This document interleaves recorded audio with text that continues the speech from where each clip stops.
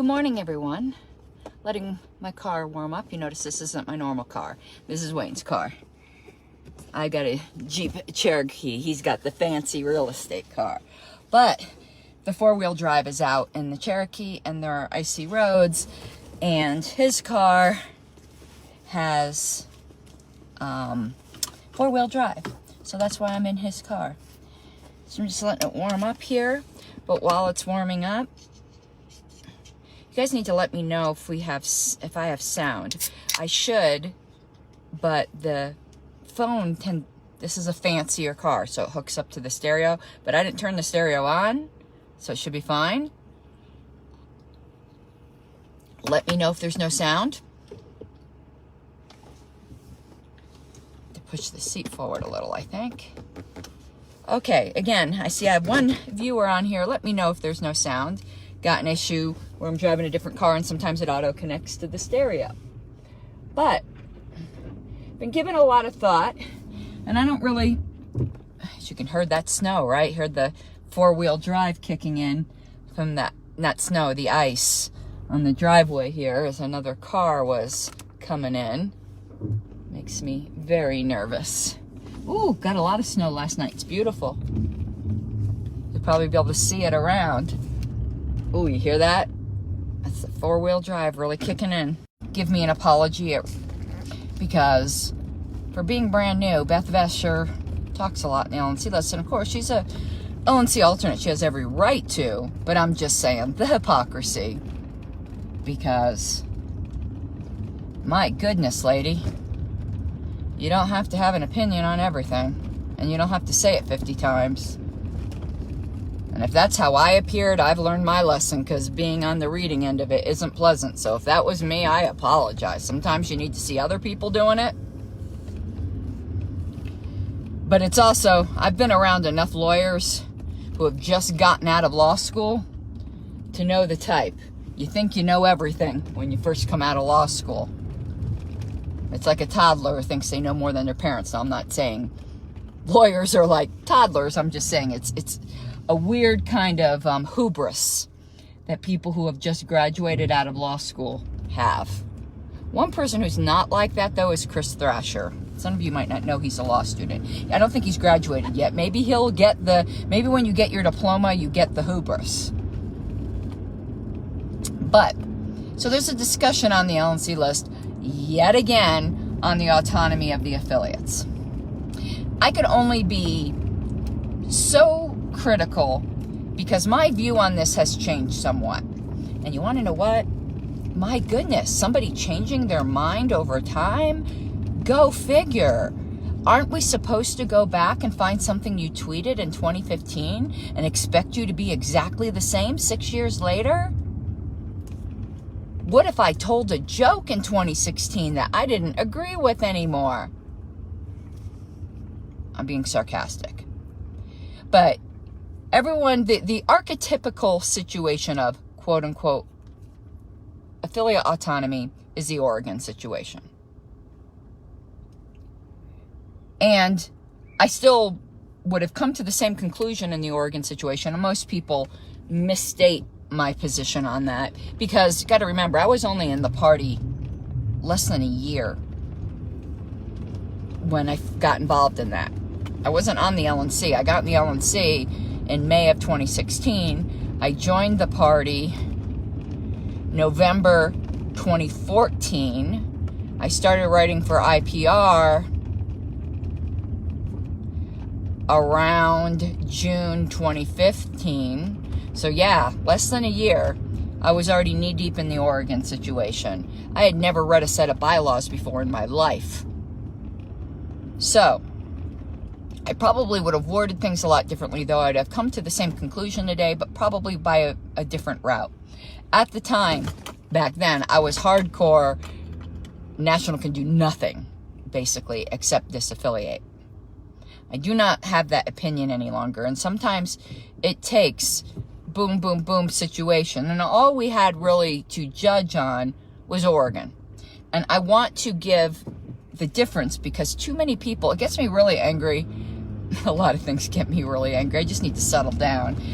When people talk about Oregon as if they know what the fuck they're talking about. I barely know what the fuck I'm talking about. And let me tell you, I had to spend, at least to get up to speed on it when I started commenting on it, I downloaded every single paper that existed on it. I got the entire court file. Just like with New Hampshire, I interviewed the people involved. My low-end estimate of how much time I spent before I felt competent to make a single statement on Oregon was 40 hours. But I probably spent closer to 80 hours just researching it before I felt that I could even offer an opinion. So all y'all who just know briefly, oh, there was kind of sort of a situation in Oregon, and you could probably not even tell me the year, don't act like you know what you're talking about, Richard Longstreth, because you don't. Anyway, Oregon was not a situation that was happening at the moment the LNC got involved. It had been boiling over for a while with rival leaderships. And fundamentally, what it involved was a change that was made to their bylaws that fucked up their quorum requirements for convention so that they could never realistically achieve quorum at a convention ever again. They kept trying to have a convention to elect new officers, and they never had quorum. So it was impossible. So in order to have a leadership change, you had to follow either A, the spirit of the bylaws as close as possible, or the will of the Oregon Libertarians as much as possible. And you had two groups. And one of those groups actually legitimately was a Republican takeover. Like, the guy ended up being the campaign headquarters. We'll get into... They ended up splitting into two groups. One of them was the Oregon Libertarian Party. One of them was the Oregon Libertarian Party PAC. Sound familiar? Like llama. But this was different because this was two totally different groups. And the PAC's headquarters was also the Trump campaign headquarters. So without a doubt, there were Republicans here, unlike the bullshit claim that people keep making about the Mises Caucus, which is just so fucking stupid. If I'm a Republican, I'm also the Queen of England, and you must start calling me Your Majesty. Starting now. So, you had those two options, because it was impossible to follow the bylaws. Neither side could follow the bylaws. So after about a year of bickering, and it becoming apparent that one side were actual Republicans, their lawyers were paid for, well, their lawyers were the GOP lawyers, and there was LNC involvement. Either the LNC, I don't know if he was on the LNC at the time, or if he was just the spouse of an LNC member, but Aaron Starr spent $100,000 pouring into supporting one side. That is bad mojo. But the crux of it is neither side could follow the bylaws. So they both called independent conventions and elected an independent board.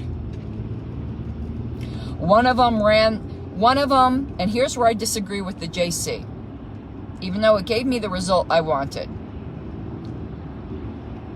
One of them ran to the Secretary of State and filed their paperwork before the other. The Secretary of State threw their hands in the air and go, we're not getting in the middle of this. We're just going to recognize the guy who got to the proverbial courthouse first. It ended up being the guy I thought was the legitimate chair. But anyway. Both groups amended the bylaws in order to fix the quorum issue. One group did a complete overhaul of the bylaws, which would seem, all other things being equal, suspicious. Including doing things I didn't like eliminating the pledge. And that wasn't the Republican group. But those bylaws were sent to every single registered Libertarian in Oregon, and it got a 75% approval rating. And that's the side I sided with, because that's the side, A, they weren't Republicans, but the deciding factor was that is who the Oregon Libertarians sided with. But way before it got to that point, National should have just disaffiliated, because no one followed the bylaws, and it was impossible to follow the bylaws. They fucked up their bylaws. They just needed to start from scratch. There's Oregon in a nutshell. If you can't see the huge honking differences between that and what's going on right now, then I'm sorry. I can't speak to you. You have no brain. I don't know how you're living. So, shut up about Oregon. Though there's a principle to derive from it, but that's it. Now, you've got young, zealous people, young in the LNC. I don't care about chronologically young or not. I don't even know how old she is. Like Beth, screaming, reminds me of me. You can't do anything. Autonomy, autonomy. And I'm a big believer in affiliate autonomy. However, you need to read the bylaws a little more carefully, dear. And I'm saying that to myself too, dear. Sweetheart, dear heart, sugar plum. I'm saying that to myself in my own head. Sugar plum, you need to read the bylaws a little more carefully. Because what the bylaws say is that National, and believe me, I'm not trying to grant greater power to National. I don't trust this National for nothing. I wouldn't trust this National to go in my backyard and pick up dog shit, okay? So this isn't about me having a rosy-eyed view of the goodness of the LNC or the competence of the LNC. In fact, there's probably not a group that I think less of, except for the federal government. And at least the federal government doesn't pretend to be for liberty. So maybe I respect them a little bit more than the LNC, because the LNC pretends to be about liberty when they're nothing but a bunch of petty tyrants. Or as Joshua said, what do you call them again? Something psychopaths. Corrupt psychopaths. But what the bylaws actually say, and you have to parse them out very carefully, is that National, I wish I had them right in front of me. So these are it's gonna be close. Might not be exact. I'll give you exact later if I figure out that I didn't get them close enough. But it talks about the affiliate having to conduct its business in accordance with its own bylaws, the affiliate bylaws. And each affiliate had to send to the secretary, me, no matter what John Wilford thinks, he's in a fraudulency. I don't know how he sleeps at night. The secretary, a copy of their bylaws on file. Now, why, and this is an interesting question, and this will actually help answer our question. Why did each affiliate, and you got to remember this was in pre-internet days when these bylaws were written, why did each affiliate have to send a copy of its bylaws to National? What did it matter? Couldn't National just ask for them when they needed it or whatever? But no, each affiliate, as a condition of affiliation, was required to send a copy of its bylaws to National each time they were amended. And that's because National needed to be able to refer to their bylaws. Why would National need to refer to their bylaws? In the event of a dispute, to be sure they were following their bylaws. Now, you come into a sticky situation because it's up to each society to interpret their own bylaws, and National is not the affiliate. However, interpretation only comes into play when there's an actual ambiguity. In 99% of the cases, there is not an actual ambiguity. If there's an actual ambiguity that is just it's really unclear what was meant, both sides or three sides, all sides, let's just say, and some bylaws dispute, they all have clean hands, they just legitimately disagree, there's an ambiguity in the bylaws, they can't agree, they're going to be fighting forever, National has no choice but to disaffiliate and start over. However, if there isn't an ambiguity in the bylaws over the situation, it's clear what the bylaws mean. And let's give a situation where both sides are acting in good faith, which we don't have, but let's just pretend that. National still has the right to say, your bylaws say X, you need to follow your bylaws. And then if they don't do that, then the only chance they have is to disaffiliate. because you've got two sides acting in good faith, there's an ambiguity. They can't agree. They refuse to come to some kind of mediation. National can't decide what the right meaning is. You have to disaffiliate. Now we come to option number 3, which is what we have now. There is no ambiguity in the bylaws. It's actually a 4th situation, but we're not there. I think I conflated 2 of them in the last example. It doesn't matter because that's not what we're dealing with. Now we're going to talk about what we're dealing with now. There's no ambiguity in the bylaws. The bylaws kind of suck, more than kind of suck. But in the circumstances that we're talking, and the llama bylaws, I don't like some of their provisions, but they're not badly written, like Delaware. But in both cases, there's no ambiguity.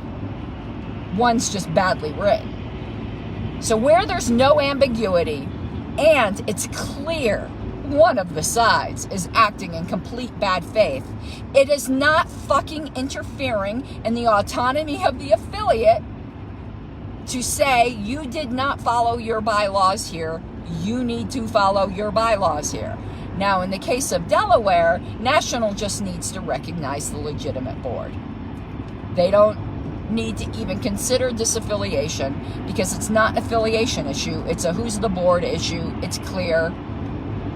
Done. Massachusetts is different because the legitimacy of the board, of the current board, for the most part, like Ashley Shade, there's some members whom the legitimacy is disputed. Like Ashley Shade resigned, but it's disputed that she was even chair since she got elected, and I say she wasn't. There's a guy who's still on the board who doesn't even live in Massachusetts. He's not a board member as far as I'm concerned. But in general, the board is the board. The issue is their mass expulsion of 47 members for signing a petition. It is clear that they did not follow their bylaws to expel members.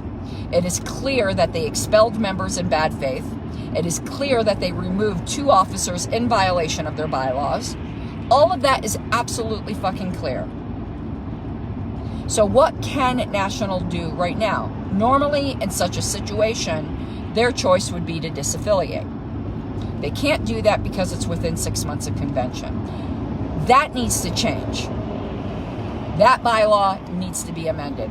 To what? I don't know. 6 months is too far out. I actually think National should be able to disaffiliate up to the day of convention, and if it's within a certain number of days of convention, the question has to be affirmed by the convention, or something like that. Because the ultimate power of the party is with the delegates in convention. But this 6 months out thing, that might have been okay in pre-internet days when things moved slower, but not today. But what National can do, because they are allowed to read and see if the bylaws are ambiguous or not. Beth, you are just wrong. Your head is so far up your ass, you're giving yourself a colonoscopy.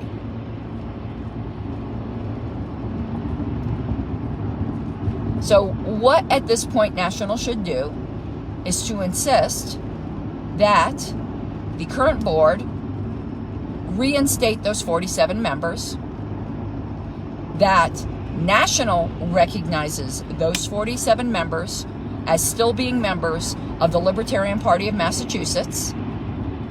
That's what the bylaw, according to the bylaws. Those members could then use that declaration of National to hold their special convention, elect their 2 boards. And up through convention, you're going to have 2 competing parties because there's not a damn thing we could do about it. They're going to send 2 competing slates of delegates. You let the delegates at convention decide who the legitimate delegates are.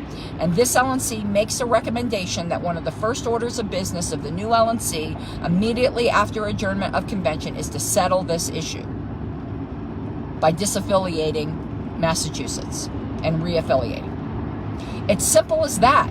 It's not fucking complicated, you guys, but my God, no wonder people don't vote for us.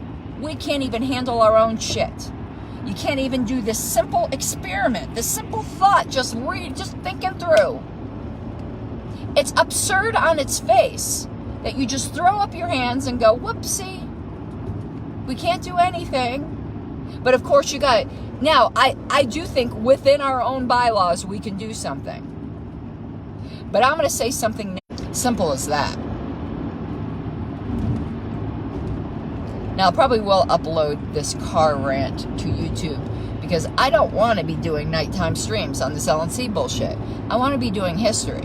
So tonight, we're going to be doing focus on the spotlight on state parties from 1974. I enjoy that a whole lot more than I enjoy this crap. But I saw that on the LNC list this morning. Oh, but richness of Richard Longstreth, of Mr. Dick Longstreth. My God, dude. Like, you know, we all have this little hamster wheel in our head. I think there's something wrong with your hamster. Your hamster needs to get checked.